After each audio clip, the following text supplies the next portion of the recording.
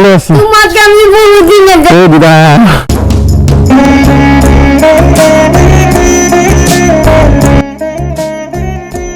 পরশুদিন আমি আসছিলাম, তোমাকে বানেশ্বরে দেখছিলাম, প্লাস এদিকে আসছি, দেখি তোমার বাড়িতে আবার লক করা। ভালো আছো দিদা? আচ্ছা পরশু দিনকে গেছিল। পরশুদিন গেছিলাম। তোরা কি বলিস, অ্যাকাউন্ট নাম্বার আছে না? হ্যাঁ অ্যাকাউন্ট নাম্বার এখন না খাইয়ে মরবো ভাই, তুমি আচ্ছা একদিনে আমি গিয়েছিলাম। গেছিল কোথায় গেছিল? বরিশা বাড়ি গেছিলাম। ঘটনা হলো দিদার বাড়ি যেরকম ওইরকমই, আর আপনাদেরকে বলছিলাম যে কিছু হেল্প করার জন্য দিদাকে 5,000 টাকা করে দেওয়ার। তো ব্যাপারটা হলো যে দিদাকে আমি বললাম যে দিদার নিজস্ব যে অ্যাকাউন্ট নাম্বারটা আছে, ব্যাংকের অ্যাকাউন্ট, ওইটা আমি ভিডিওর মধ্যে দেখাবো, ঠিক আছে? ওইটা মধ্যে দিদাকে যত টাকা করে পারো 5 টাকা 10 টাকা করে দিয়ে থাকো। দিদার একদম অবস্থা খুব খারাপ। তো আমি প্রায় আসি, দিদাকে টাকা পয়সা খাবার টাবার কিছু দিয়ে যাই। তো দিদার অবস্থা একদমই খারাপ। দিদার বাড়ি ঘরের অবস্থা দেখো, ঠিক আছে? মানে খুব কষ্ট থাকে আর কি, এর থেকে বেশি কষ্ট মানে বাড়ি খুব কম আছে আর কি। মানুষের কাছে কাঁথা চাই আনছি, একদম কম বুঝিয়েছে।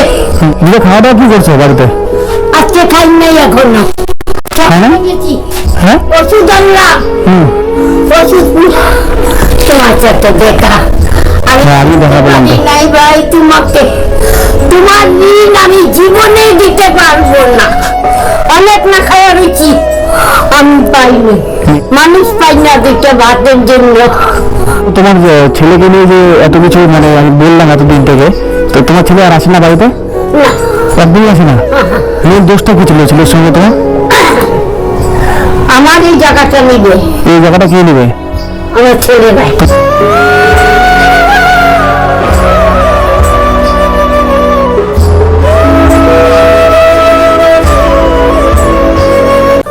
ছোটটাই না, ছোটটা তো মানুষ, বড়টাই।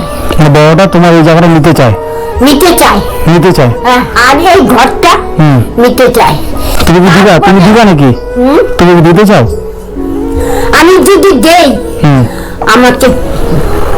আচ্ছা আচ্ছা,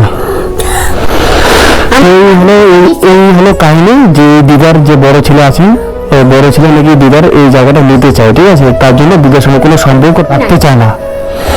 তো দিদার একদম অবস্থা খুবই খারাপ। তো আমি দিদার এই অ্যাকাউন্ট নাম্বারের ছবিটা আমি শো করাবো, তোমরা যে যতটা করে পারো দাও, ঠিক আছে? দিদা ভালো মন্দ চলুক। আমি মানুষের বাসার থেকে ভাত চাইয়া না খাই, তাও বলে আমি ভিক্ষা কইরা খাই। কে বলে এটা?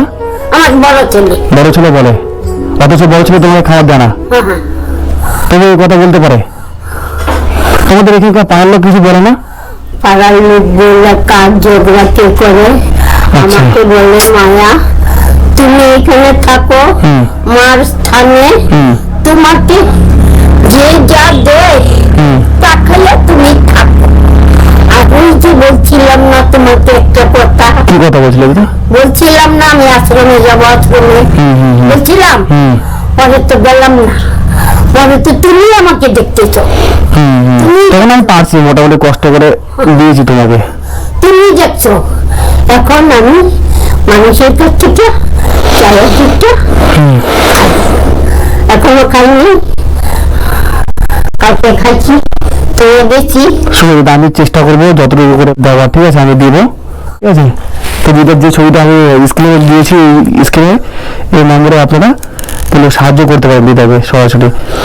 দিদা শোনো কি বলি, আমি আসি তাহলে। আমি আসি আবার দেখা হবে, আবার আসবো, আমি 2-3 দিন পরে আসবো, ঠিক আছে? তুমি আছো, বিকালে যদি আসো আমি 2-4 থেকে ঘরে থাকি। আচ্ছা আচ্ছা, সকালে তোমাকে মাঝখানে পাওয়া যায় না কেন বাড়িতে? মাঝে মাঝে বাড়িতে পাওয়া যায় না কেন? আমি মনের জ্বালায় ওইদিকে গিয়ে বসে থাকি। আচ্ছা আচ্ছা, কোন দিকে বসে থাকি?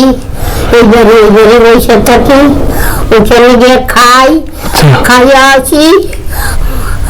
আমি তোমার ব্যাংকের বইয়ের যে ছবিটা আমি তুললাম, যদি কেউ সাহায্য করে তাহলে তোমার অ্যাকাউন্টে সে টাকাগুলো যাবে, ঠিক আছে? আপনারা আমাকে একটু সাহায্য করেন প্লিজ। এই ভিডিওটা একটু দেখো সবাই। না ভাই, আমি কি করব? আমাকে অনেক কিছু বলে, অনেক চাল কাপড় আর তারপরে ওষুধ দিছে, তারপরে জুতা দিছে।